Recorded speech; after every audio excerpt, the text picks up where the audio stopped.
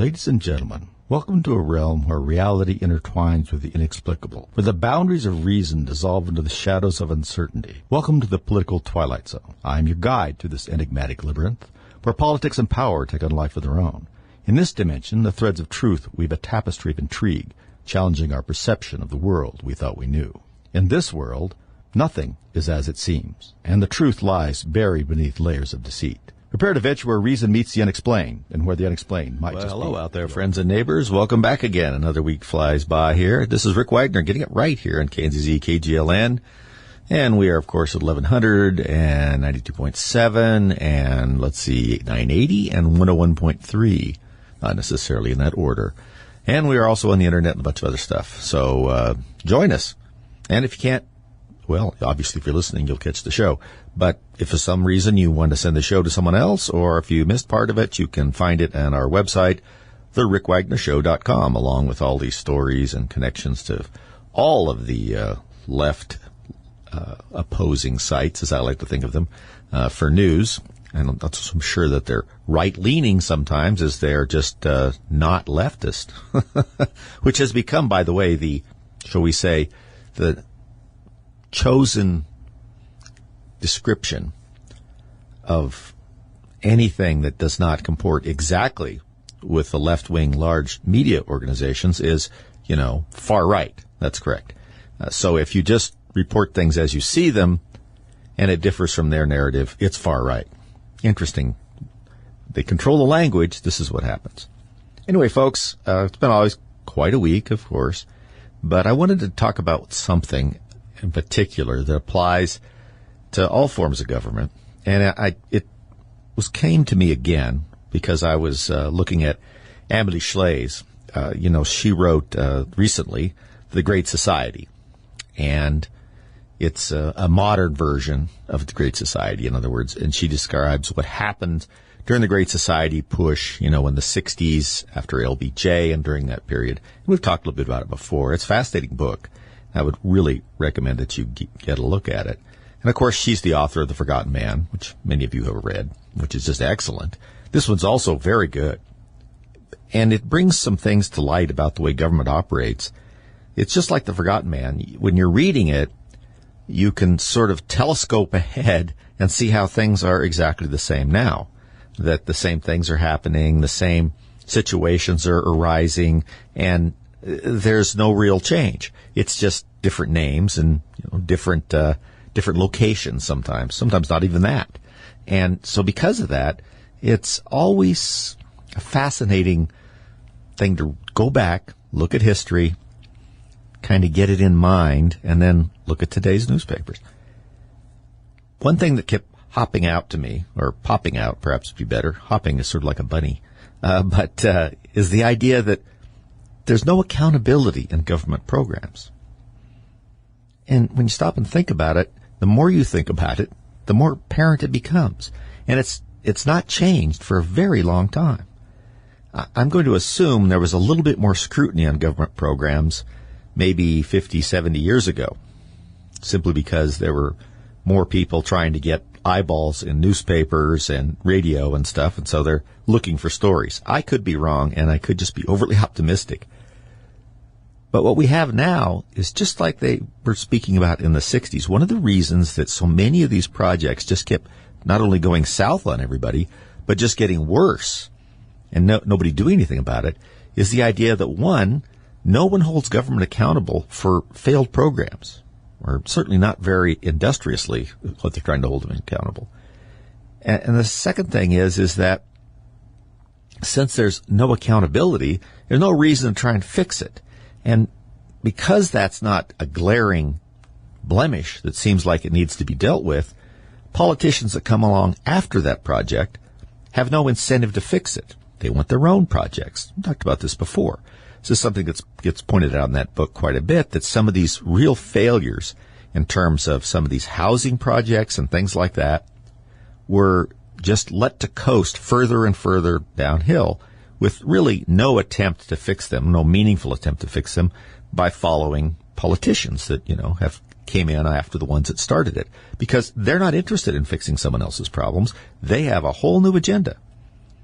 Now just think about not just our own federal government or even our state government. Just think about your local government. I mean, it's certainly true here. I'm sure it's true in your neighborhoods. Things get started, rec centers, some crazy idea for, some sort of housing project, some this, some that. And there's a lot of hubbub about it. There's a lot of backslapping and self-congratulation when it gets started. But then who checks on it to see if it's working? Who decides if it's a failure or a success? They just kind of fade away, don't they? Once in a while, if there's something really outstanding that happens with them, then they'll try and, burnish that up. But other than that, we don't really know how they're going. Now, that tells me they're probably not going particularly well. Otherwise, they'd be trumpeting. But there's no follow-up, no follow-through. If you have a private company and you take on some new product or way of doing business, it becomes pretty apparent if it's successful or not. You start losing money. Shareholders, if it's traded publicly, begin to complain about the fact that their monies that they have invested in you is now worth less because of these programs. And so changes get made, or at least there's a feedback loop. That doesn't happen in government. Things can lose enormous amounts of money, and they just sort of squirrel it away in the budget and, rob Peter to pay Paul, all part of the big taxing organization. And it just goes on and on. It's something to think about. And it would be nice if there were people in the community who went out after some of these projects a year or two and tried to remember what they were, and then saw if the projections or even predictions about what was going to happen with these projects even came close to being correct. My guess is they are not. They are going to be drastically lower than the predictions, if not failures, effectively failures. And will that close them down? No. Do future politicians or future city councilmen or whatever really very interested in fixing that? Not really, no. They've already come into office with a whole new bold plan of their own. Bold, I tell you, which just means new stuff. And nobody has the idea of fixing anything. It's sort of like a derivation of why nobody wants to buy a trash truck or pave the roads, because that's not sexy. It's better to build something or put a park in or some sort of performing arts center that may or may not ever be used by anybody. Those are always more fun.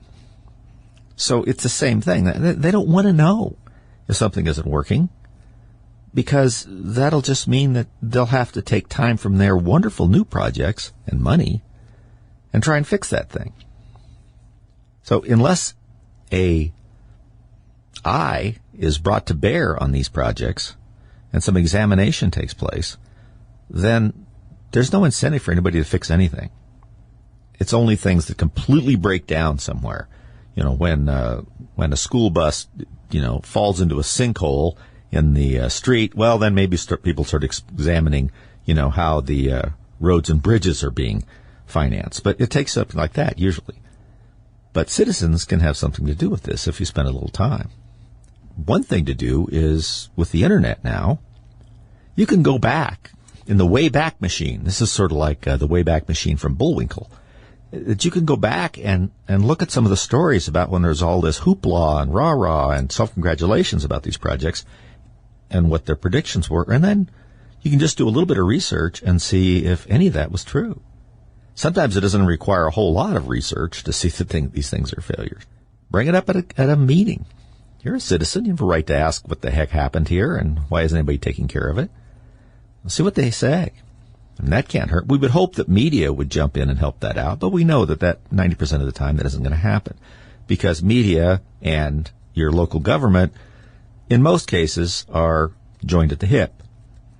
Now, that's only if they're Democrats. Now, if they're Republicans, then they are the enemy usually to the media, but it's not something you're going to be able to get them interested in very easily without some disaster falling. But you can confront these people with the failures of their, plans. And you can also ask the new people, say, this didn't work. What are you going to do about it? How are you going to address it? If you bring some spotlight on something and put them on the spot a little bit, that is a heck of a lot more than's being done now. I'm just saying, think about the things that have worked and the things that haven't. All right, everybody, let's get our motors running and head out on that highway.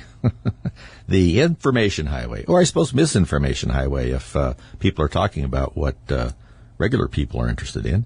The media likes to think that anything that regular people who might have some regular questions about what's going on around them are getting misinformation or spewing misinformation, dangerous misinformation. Remember now that everything that does not conform to the left's version of America, or the world for that matter, is not just wrong, it's dangerous. Have you noticed how much that word seems to pop up anymore? How often it gets used in these arguments when people are at school boards or want to talk about why they don't think it's a good idea to force everybody to have electric cars by 2030 or whatever the case may be. It's not that even the sort of noblesse oblige kind of thing of like, oh, you just don't understand.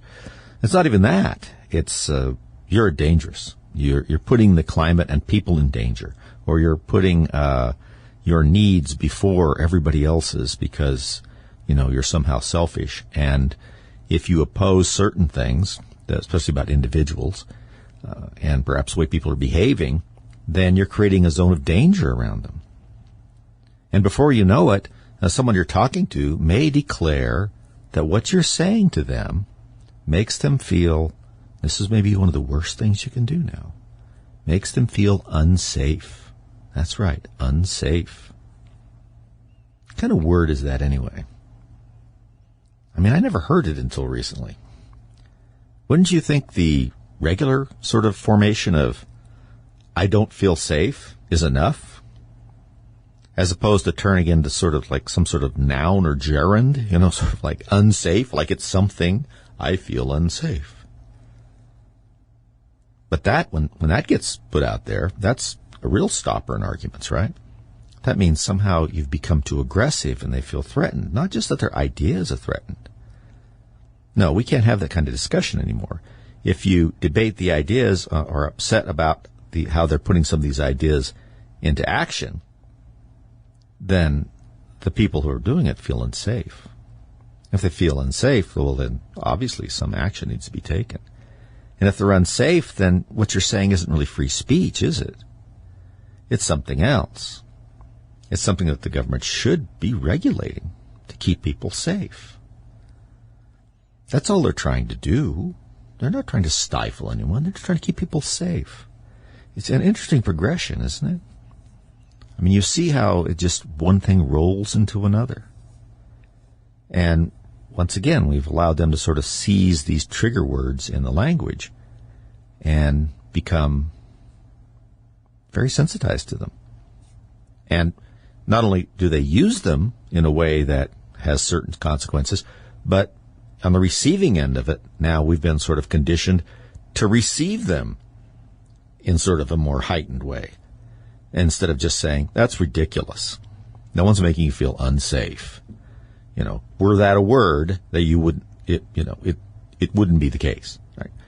And this sort of goes along with this whole thing about trying to stand up for things. Don't let them take the language. Don't let them, paint you a certain way. And certainly don't apologize for the way they're painting you if they're not correct. Which is sometimes our immediate response, because most of us are polite. And if someone is upset about something, oftentimes we'll say, well, I'm sorry, I didn't mean to do that, or I didn't mean to make you feel unsafe. And you're giving in to them. When the proper answer is, that's ridiculous. Until more people stand up and sort of challenge these ridiculous notions, this use of speech in a calm, reasoned way, then it's just going to continue. And it's just going to get worse if the past is any guide, right? So, I mean, we are led to certain things by simply agreeing with them, tacitly agreeing with them. You're not saying that you're trying to make this person feel unsafe, but if they're saying they're unsafe, you don't want to fight with them anymore, right? I'm not trying to make you feel unsafe. You're not unsafe. There's nothing here that is threatening your safety. I mean, I'm thinking about, there was this, I think Dove, some of you may be familiar with this story. Dove, the product, the soaps and things like that, has a person who they're going to be using for a spokesperson. I don't know if it's for people of a larger size or what the case may be. You maybe have seen the story someplace. But they're also a very outspoken activist for things, apparently Black Lives Matter and sort of things like that. And it seems like a very strange choice. It would have seemed like a strange choice a few years ago. And so there was a story about it in the Daily Mail and a few other places. And so the Daily Mail, the British publication that does a lot of American news as well, sent a reporter to talk to this person to kind of get what their take was.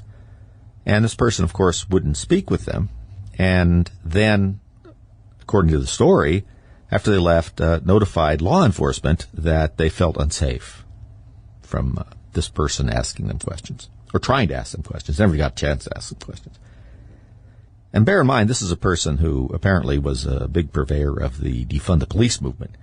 And how often do you see those people be the first to call the police? How often does Antifa ask for police intervention when someone resists them? Seems like a little more than you would think from people who thought the police shouldn't be even in existence, yet they stand behind them. It's very interesting. But you can see how that works. As long as we allow it to be exchanged with us without asking, in what way? I've noticed that when people say, in what way am I making you feel unsafe? They don't have a very good answer to that. I've seen that in a couple of school board meetings where someone said, in what way am I making you feel unsafe? Or anything. No one's threatening you. The only thing is we're discussing your ideas. Now, I suppose a good answer would be, I understand at one level that you don't feel safe because your ideas are being challenged and they are not winning.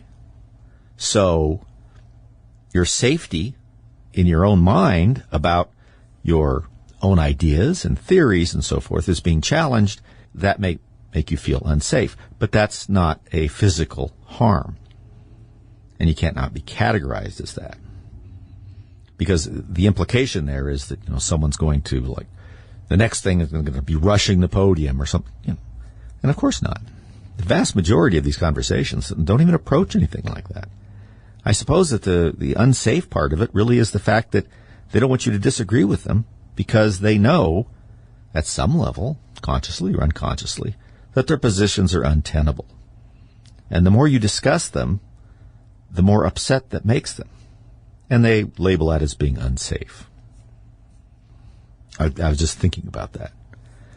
Hey, let's look at a couple things in the news that show how things are going so great here.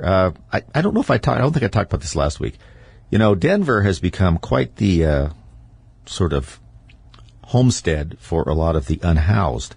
And there was a story last week that was just really interesting that apparently on one of these larger homeless camps in Denver there, and I think it's in the city and county of Denver, but I have to be sure, had a very big tent that was decked out with an open-air bar and had some other tents that it rented out for transactions involving sexual favors. Now, on the one hand, you have to say, this is entrepreneurism. We're giving the people what they want. And also, we tell a lot of these people, why don't you get a job? Apparently, this person has created his own, his own employment. The fact that it's all illegal is beside the point. What it shows is that the respect for the law in any form whatsoever is just out the window. I mean, this is brazen. Is that the word we're looking for? Yeah, I think so. And it just isn't brazen to talk about their behavior, but what it is what does that behavior symbolize? It means society has apparently chosen to do nothing about this and has shackled law enforcement to the point where they can't or won't do anything. Now, it was once I think the story got out about this that, that was shut down. But, I mean, they obviously was going for a while. And when the organizers of it, who apparently had some organizational ability, clearly thought that nothing was going to be done. And why would they think that unless there was a long history of things not being done? So until you get down to some of these bedrock principles, I hate to say this is like the broken windows theory where, if you let small things slide, then big things start happening. This is very much like that. We let people camp. We let people panhandle. We let them do drugs. Everything is an escalation. In some places, they fight in the street. Nothing happens. Passerbys get attacked. Nothing of particular importance seems to arise out of that. It doesn't just stop there. We do know that when you immerse someone in what feels like a chaotic and somewhat lawless society, that many people will manifest behaviors, antisocial behaviors, that they would not otherwise manifest were they not in that environment. That's clear. So that's what you're doing when you're doing things like this. And this story just shows you that what the thought was about that before they started their business. We'll be back. Okay, everybody. We're back. Thanks a lot for sticking around with us. We appreciate that. We're back. I thought I'd bring up that I didn't post. I don't think I posted anything on our website. That's the RickWagnerShow.com about this Menendez thing, just because it's just been beaten to death, I think. We know as much as we're going to know about it. Although the indictment was 39 pages or something. I will say it is funny. I mean, the guy is sort of like a lowbrow Sopranos kind of thing, where he's sort of in a gangland culture, it sounds like, but not a very particularly bright one. But why should he take a lot of precautions? He's already been charged with similar stuff a few years ago. I have to look what the date was. But he was tried, and they had a hung jury, and then they just let it go at that. So he's feeling like he's probably like the Teflon Don of the Senate at this point. So, he probably got a little loosey-goosey there and finally attracted the attention of the feds, even though he's a Democrat. Think how bad that must be, that the Biden Department of Justice actually would investigate and charge prominent Democrat. Whew. That's how bad that is. He must have just been pretty much out in the street, with money bulging out of his pockets and people driving by and, giving checks and then getting favors right in front of everybody. I don't know. It's interesting. And, there's gold bars and cash and I think a car and home mortgage payments. It's pretty. I also heard, and I didn't have time to check this, that on one of the gold bars they seized, apparently there's a fingerprint on it, so that adds to it. But we'll see what happens. I mean, like I said, he's beat one of these charges before. Certainly not as voluminous as this one. And even Eric Holder has suggested that Menendez should resign from the Senate. Now, that's not going to do much because you may recall in this last election, there was a very, very close race for the governor of New Jersey, which, of course, Menendez is one of the senators. And by some stroke, it's this peculiarity, the Democrat incumbent managed to just squeak by. And there was a lot of wondering about that. But since he's a Democrat and is a fairly progressive one, you can figure out that if there's a replacement for Menendez, that he's going to be just about as loopy or more so, maybe, than Menendez. So that's not going to help any. However, it would have been nice if we had a Republican governor in there, and we very narrowly did. That would be an interesting change, but that's not going to happen, is it? Also, I'll bring up again a question that comes up is, why is it that governors can appoint senators to fulfill a term, but not congressmen? You think the Senate's more important, or at least there's only 2 of them per state. Well, remember, that is a holdover from when senators weren't directly elected, but instead were sent from the legislature.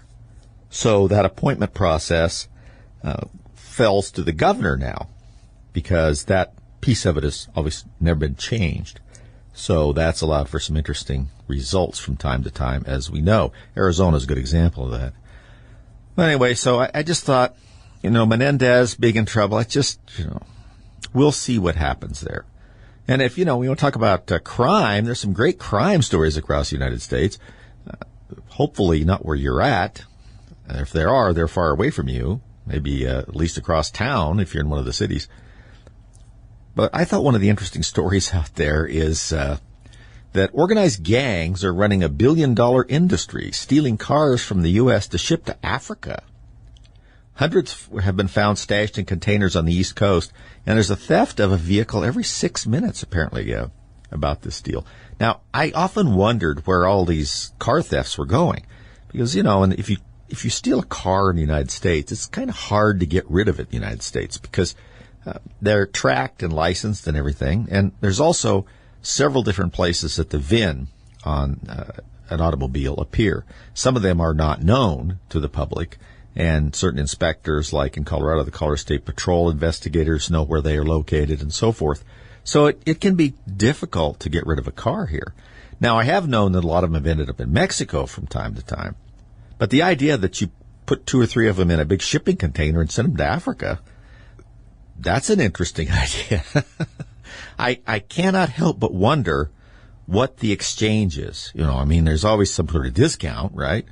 So what is it? If you steal like a $50,000 car, you sell it in Africa for like 25, and then they sell it to someone else for the equivalent of maybe 35. I don't know. It'd be an interesting question to know. There's all of these criminal activities around the edges of things, many of which are really profitable for the crime syndicates that we're not very focused on.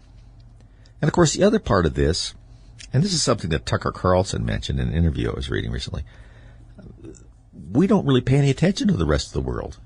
Once in a while we do. We get hyper-focused on Ukraine, or when there's some stories about Taiwan, which we should really pay more attention to, or a few things like that. But most of the time, American news is filled with not only things that happen in America, but the same stories. The same few stories are discussed and discussed and discussed throughout the day. And so what's really going on in the rest of the world, particularly places like Africa, the Indian subcontinent, maybe Australia, places like that really have a bearing on what happens here, we just don't get a whole lot of news about them unless there's some sort of crazy flare-up. And then there's a hysteria, and it's the crisis of the day, and it's gone.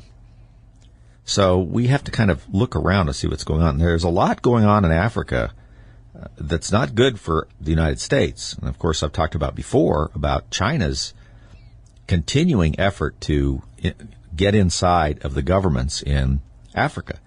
And I told you they do this through this roads and bridges program they do, where they approach some of these African governments and they say, look, we'll loan you the money that you can build these roads. And I think they offer to, build the roads and bridges and all these big projects. And you just pay us back, like it's a regular loan. Well, most of the time they can't pay them back. So they become sort of financial wards of the Chinese.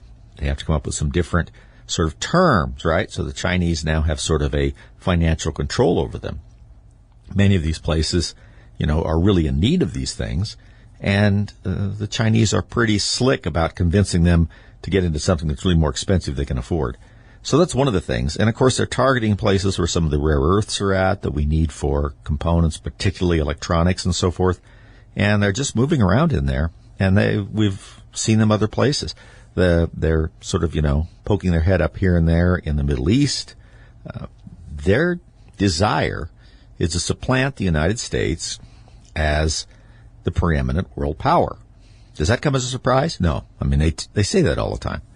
But nevertheless, it's obvious if you start looking outside of our borders about what's going on. They're also making overtures down in Central America and early into South America.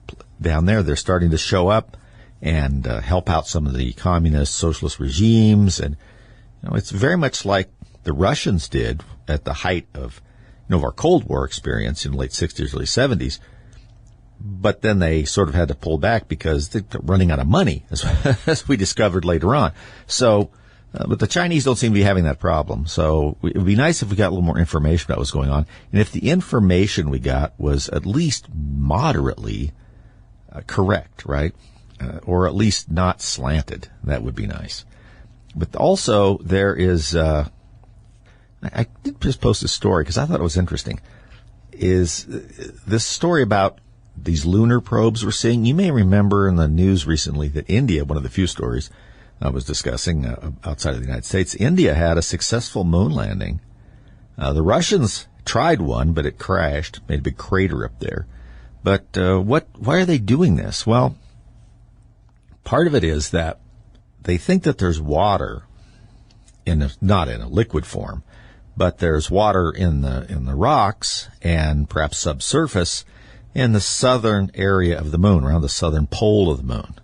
And if that's the case, then if you establish some sort of base there, you have what's really one of the most important things for humans, obviously. You can go a long time without eating, but you can't go a long time without water. And water is pretty expensive to ship. Think about the cost per pound to deliver a payload from the United States, or rather, from the Earth. I used to have that figure someplace, how much cost to get a pound into orbit. I don't have that in front of me, but it's pretty expensive. Water's heavy. So if you can find water, then it's much easier to establish a base because you can ship foodstuffs a lot cheaper than water. A lot of it can be dehydrated so that when you get there, you can add the water that you found. So it's much easier to establish bases of operation if they can discover some way to extract water on the moon.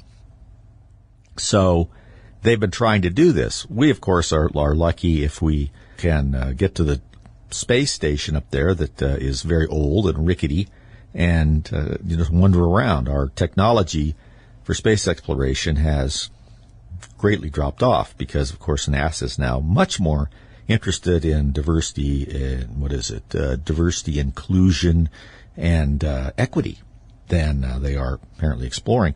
And now, many people say, well, that's a lot of money to spend in that. But we've made a tremendous amount of discoveries because of the space program and made some developments that are in use today. But the other thing is there is kind of a natural defensive argument about it. For instance, I posted this, and in 2026, China is planning to send its Chang'e 7 spacecraft on an ambitious endeavor, this is a quote from the story, to the lunar South Pole. According to the mission plan, the spacecraft will consist of an orbiter, a lander, a rover, and a small flying probe that will hunt for water ice in shadowed regions. Yeah, and what I said about that, I put a comment on that, and I'll tell you what I think. I think it's a bad idea to have the Russians and the Chinese floating over our heads with bases. I don't want to sound like a hysteric when Sputnik went up, but it's not a good idea. As I pointed out, it is a fundamental just axiom of military theory that you want the high ground, right? That would be the high ground. One of the things that being able to establish yourself in outer space, and the moon's a great example of that because its gravity is so much less than that, is that you can essentially target the Earth pretty easily. This is not a great revelation to you, I'm sure, but it makes a lot of very dangerous things a lot simpler. And it is something that I just don't think we should let the Russians and the Chinese just get a hold of it, because the idea of looking up and finding that the moon is supposedly mostly owned by the Chi-Coms and the Soviets, the Russians, I'll never get over that, would not be a good thing. But I just found that interesting. I mean, we just can't focus on anything important anymore. I mean, I put up another story that I wanted to talk about that, and it's so true. It's called America's Rainbow Military is on track to lose another war. And our readiness is just not anything like it should be. And of course, that's our leadership. And our leadership has failed the common soldier. The kid that wants to get in there and serve his country and is willing to put his life on the line for what he believes in is having a hard time finding things that he can believe in, and also finding a hard time being in a military that's actually interested in winning wars. They seem very interested in other things. Now, we know why that is. They're a tool of this administration, which can just order them to do things. They don't have to have any congressional action or anything like that. We've talked about that. But we're falling down on readiness. We've had a lot of accidents right lately, if you've noticed in the news. And this F-35, this was a couple days ago, maybe 3 days ago. This F-35 fighter jet was it over Maryland? I think it was, that crashed, but the pilot ejected. Landed in some people's backyard, by the way, who called 911 and said there's a pilot in her backyard. And they didn't find the plane until like the next day. Now think about that. This is like $100 million aircraft. It just disappeared. And they had to ask the public to help them look for it. Were there bloodhounds out there? I mean, were guys with metal detectors going on? I mean, what's the deal? Does that sound like a competent military to you? I mean, don't we have some radar that helps out with that? Now, what I understand is this plane, when the pilot ejected, was very low, just like 100 feet off the ground, which is incredibly low for a jet fighter. They don't function particularly well at that altitude either. So it probably was under the radar net. But nevertheless, doesn't it have some kind of sophisticated, at that expense, some kind of a sophisticated location device on it? People just aren't buying the story that it was weather, because people around the area where it was ejected said the weather wasn't that bad. So, and that was a story that they gave out. I don't know if you ever noticed, when the military is the worst at covering things up. They just apparently make these stories up off the top of their head while they're driving to a press conference, because they're almost always not very good and usually easily debunked. But their story was that, there was weather and this and that. Okay. Why can't you find it? One of the, I suppose we call it conspiracy theory, but I don't think it's really a conspiracy theory. For some time, there has been some discussion that the F-35 could be hacked because it is so full of computerized, I don't want to say it's not a computerized pilot system, but everything is fly-by-wire in these jets, and the more sophisticated they become, the more the pilot is really just in charge of signaling the software to do certain things. And so if that software could be compromised, then think about what it could do to the plane. So this is such a bizarre situation, and now people are saying, well, maybe it was hacked. Maybe someone was trying out how to get in the computer system of this plane. Now, I have absolutely no idea how you go about that. But apparently there are ways, but we don't know if that was what happened. But it certainly has got those people stirred up with this particular incident. But beyond that, what's happening to the military? You put your sons and daughters out there to go in there, and you get people like Milley leading them, or Lloyd Austin at the Department of Defense. Look at his statements. Do these sound like a people who believe that the military's first mission is to win a war? That beyond any other thing, you have to have combat readiness, the ability to project force, and overcome the enemy. Now, if you want to have secondary objectives, once that's done, more power to you. But if those objectives seem to become more important than that, you're just asking for a whipping. And that seems to be what's coming out here. What do we hear about the military these days? What successes have we heard? I mean, there's a few, I'm sure, if we stopped and thought about it. But it just doesn't seem the same. And we're still sending, some of our best and brightest kids into the military. So what's the problem? Well, the officer corps, particularly seems like full bird colonel and above, are just becoming completely politicized. Now, we know why that is, because if you want to become a general, Congress has to approve it, and it's good to be, rubbing shoulders with politicians and doing the right thing and getting your superiors at the Pentagon to notice you. So it becomes very political at that point. And then if you're already at that point where you're going to retire as a general officer or a flag officer in the Navy, And you usually want to go to work for somebody. And usually one of the big defense contractors would be just peachy. Now, in order to keep themselves virtuous, they've become quite woke. So you become quite woke, so you fit in. Now, you can't just wave a wand over you and say, oh, okay, now that I'm out, I'm all woke and I fit right into your corporate structure that you're trying to show everybody how virtuous you are. But instead, I have to start manifesting that before I ever get out. So I need to make sure that everybody knows that, I am a progressive warrior before I get out and can start looking for a job. And of course, these companies, because of the way Congress and the Democrat Party, the progressives anyway, are aligned, that the defense contractors and so forth don't want to get singled out as being some sort of, ism or ogynist or whatever you want to say. Just fill in the first parts.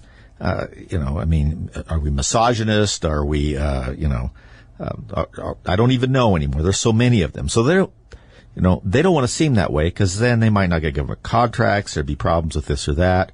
So they follow the way the people with the money go. And the people with the money are in government. So that's the direction they head. So if you want to fit in, that's the way you got to go. So I think this has really harmed the officer corps. And because their focus has become less on readiness and more on wokeism. It used to be you got evaluated by how effective and efficient your units were. Now, I think there are other criteria that have less to do with battle and more to do with politics. And so we just get this feeling that the military is being downgraded by all this, all this stuff. Might have to do something to do with the chief executive there, who managed to walk into a flag and wander off the stage when he was talking to the president of Brazil, who's a terrible socialist, by the way. Wandered off, bumped into the flag, looked like he was trying to find supper. And you look at that and you go, oh, okay, yeah, that explains a lot. That's the commander-in-chief. That's how things are going. And if you want to just feel like that there's ineptness everywhere, and for all of us people who believe in the Second Amendment, this might actually be a good thing, but the symbolism of it in terms of how the government gets run is a bad thing. Kamala Harris has been made the gun czar for the administration for their Office of Gun Violence, and she's supposed to oversee that. So if she does the kind of job she did on the border and things like that, we can expect her to do absolutely nothing. So that might be helpful to people who still believe in the Second Amendment. But the idea that they feel like they need one of these departments does not bode well for the next round of legislation having to do with firearms. We got to make sure these guys don't win the next election, folks. We got to get out and vote. I'll see you next week.